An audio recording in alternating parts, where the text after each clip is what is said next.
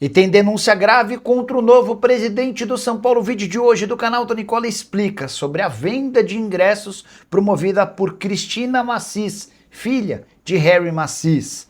Bora falar também sobre uma economia gigante no Corinthians.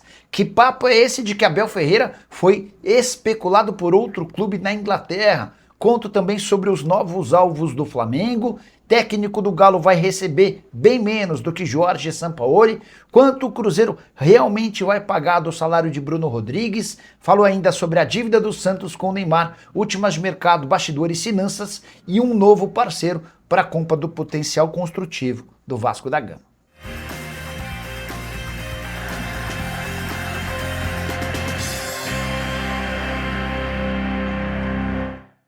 Fala aí pessoal, sou Jorge Nicola, bem-vindos a mais um vídeo do canal, sempre bom ter vocês por aqui. Sem perder tempo, pedir para deixar like, se inscrever no canal e ativar as notificações antes das notícias. Bora brincar com o palpitão do Nicola, a semana foi bem legal, praticamente todos os dias e nossas sugestões bateram. Para essa sexta, vou na vitória do Dinamo de Kiev na Ucrânia e da vitória do Nordsjælland na Dinamarca. Se esses dois resultados bem naturais acontecerem, a nossa odd de 1,84, ou seja, a gente quase dobra o valor da nossa fezinha. Para pegar esse bilhete pronto exatamente com os jogos que eu citei, basta clicar no link do comentário fixo. Faz seu cadastro na mais antiga parceira do canal do Nicola e automaticamente o bilhete já aparece prontinho para você, beleza? Agora sim, bora começar o vídeo com o tradicional giro de notícias para contar que a Portuguesa já vendeu pouco mais de 3 mil ingressos para a partida de domingo contra o Corinthians. A grande preocupação na Lusa é de que a prioridade para sócios torcedores se encerra nessa sexta-feira. E a partir do sábado, a venda é aberta para o público e existe o temor de que torcedores do Corinthians adquiram ingressos de torcedores da Lusa. Até por isso, o recado pro torcedor da Lusa, que é sócio torcedor, adquira seu ingresso ainda nessa sexta-feira, sob o risco de você não ter entrada. Bora falar também sobre o Grêmio, que desmentiu a informação de que Caio Paulista está sendo devolvido ao Palmeiras. O lateral esquerdo teria tido uma divergência com a comissão técnica de Luiz Castro e isso teria motivado o Grêmio a dispensá-lo. Conversei na manhã dessa sexta-feira com um dirigente importante do Grêmio e ele me assegurou que essa história não é real.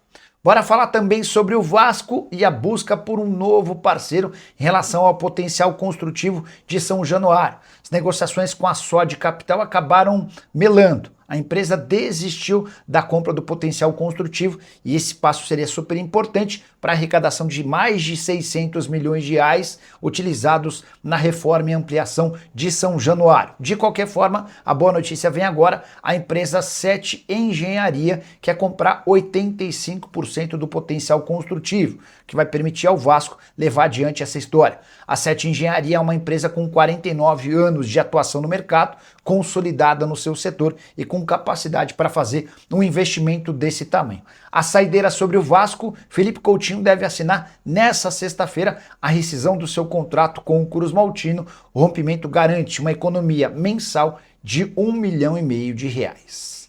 Hora de falar sobre a dívida do Santos com o Neymar, que não para de crescer. Você vai lembrar que os 6 primeiros meses do contrato de 2025 entre Santos e Neymar renderam uma dívida do Peixe para com o atleta de 85 milhões de reais. Isso porque na oportunidade ficou acertado que o Santos bancaria 4 milhões e 100 mil reais de salário, além de um percentual de todos os novos patrocínios fechados enquanto o Neymar fosse atleta do Peixe. E nesses 6 meses do ano passado, houve uma arrecadação gigante do Santos, que não repassou os 85 milhões a que teria direito o Neymar e seu pai, que são donos dessa empresa parceira do Peixe. O Santos, em dificuldade financeira, prometeu um reparcelamento para o pagamento dessa dívida até dezembro desse ano. Além de não conseguir pagar, a dívida aumentou e hoje é superior a 100 milhões de reais. Informação divulgada em primeira mão pelo Thiago Salazar. Só para completar, vale o registro de que o Neymar acabou renovando seu contrato com o Peixe até dezembro de 2026. E existe a preocupação de, por conta de toda a dificuldade financeira do Santos, de que essa dívida se torne cada vez maior. A saideira sobre o Peixe. O Santos, você sabe, nessa quinta-feira acabou tomando um transfer ban que o impede de contratar atletas. O Olívia está prestes a ser registrado, mas não vai poder atuar enquanto o Santos não resolver uma pendência de 16 milhões de reais com Arouca. A expectativa do Santos é de que a entrada da grana da venda do Souza permita ao clube resolver a pendência na FIFA e inscrever o Oliva e quem sabe até mais um zagueiro ainda durante a janela de transferências. Quero te contar agora quanto exatamente o Cruzeiro vai pagar do salário de Bruno Rodrigues, atacante que pertence ao Palmeiras, mas chega por empréstimo gratuito até dezembro. O Cruzeiro vai assumir 80% dos vencimentos do atleta. O Bruno ganha 700 mil por mês, ou seja, o Cruzeiro vai ser responsável por 560 mil, o Palmeiras inteira outros 140 mil mensais. Se em dezembro o Cruzeiro quiser ficar com o Bruno Rodrigues em definitivo, vai ter de desembolsar 5 milhões de dólares, exatamente o mesmo valor que o Palmeiras gastou para comprá-lo do Tombense, depois de uma temporada bem legal com a camisa do próprio Cruzeiro em 2023. Quero te contar agora que o novo técnico do Galo chega mais barato do que Jorge Sampaoli. Eduardo Domingues, que tem feito um trabalho bem legal no Estudiantes, foram 4 títulos conquistados nos últimos anos, é o técnico mais vencedor desse recorte recente do futebol argentino, vai custar pouco mais de R$1 milhão mensais ao Atlético. Nessa conta eu também incluí comissão técnica e todos os impostos.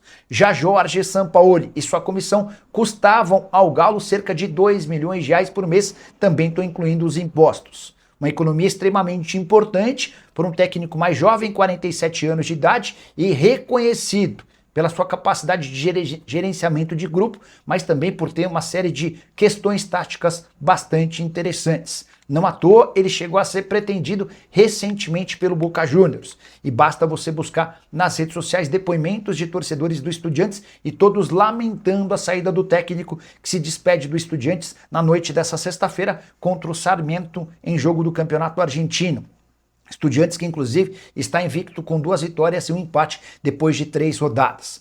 Só para completar, é importante registrar que o Galo, para fechar acordo com Estudiantes, vai assumir uma dívida de $1 milhão ou 5 milhões de reais que o Estudiantes tinha com o Barba. É assim que o Eduardo Domingues é chamado lá no futebol argentino. Hora de falar sobre o Flamengo. Boto deu entrevista para explicar quais os alvos do Flamengo quando o assunto é busca por reforços. Ele deixou bem claro que os principais ativos, os principais alvos rubro-negros hoje estão na Europa, mas isso não significa que são jogadores europeus, e sim sul-americanos, abre aspas, para o executivo de futebol português.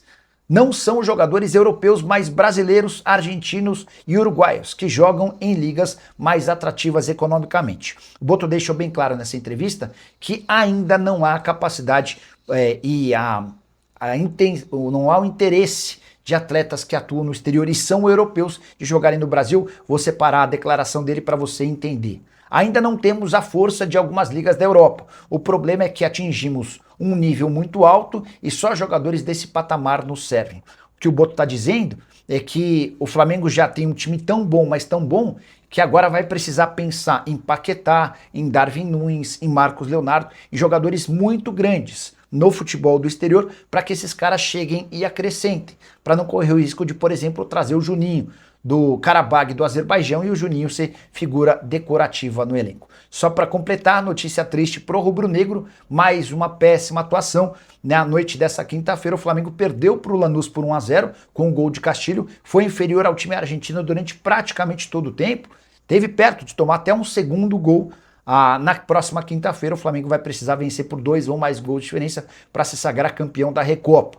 Importante registrar que esse início péssimo de temporada tem rendido muitas críticas de torcedores e jornalistas. São 12 jogos no ano, com 4 vitórias, 2 empates e 6 derrotas. E essa história de que Abel Ferreira foi sondado para treinar o Tottenham, justamente o time inglês que já está classificado para as oitavas de final da Liga dos Campeões. Informação que eu tenho é completamente diferente, quero trazer todos os pontos para você tirar sua própria conclusão. Pois bem, o Abel teria sido sondado pelo Tottenham antes da demissão de Thomas Frank, mas por opção do treinador ele teria ficado no Palmeiras. Vale a lembrança de que desde a renovação do seu contrato com o Verdão, o Abel não tem mais multa e pode sair a qualquer momento. A informação que eu tenho é de que não houve nenhuma consulta do Tottenham. Pelo contrário, o Hugo Cajuda, empresário que representa o Abel, tem procurado Jorge Mendes esse sim um empresário grande, reconhecido e respeitado nos principais clubes do mundo, para pedir uma ajuda na recolocação do Abel em um clube importante do futebol europeu. Apenas com o Hugo Cajuda vai ser difícil imaginar que o Abel consiga ser alvo de clubes importantes. Em geral, esses times grandes, especialmente da Inglaterra, da Itália e da Espanha, têm relações com empresários. E esses empresários acabam tendo mais facilidade em colocar seus treinadores. Com a possibilidade de uma parceria com o Jorge Mendes, Hugo Cajuda e Abel entendem que estarão mais disponíveis no mercado. Mas Nicola, então quer dizer que o Abel quer sair do Palmeiras? Não.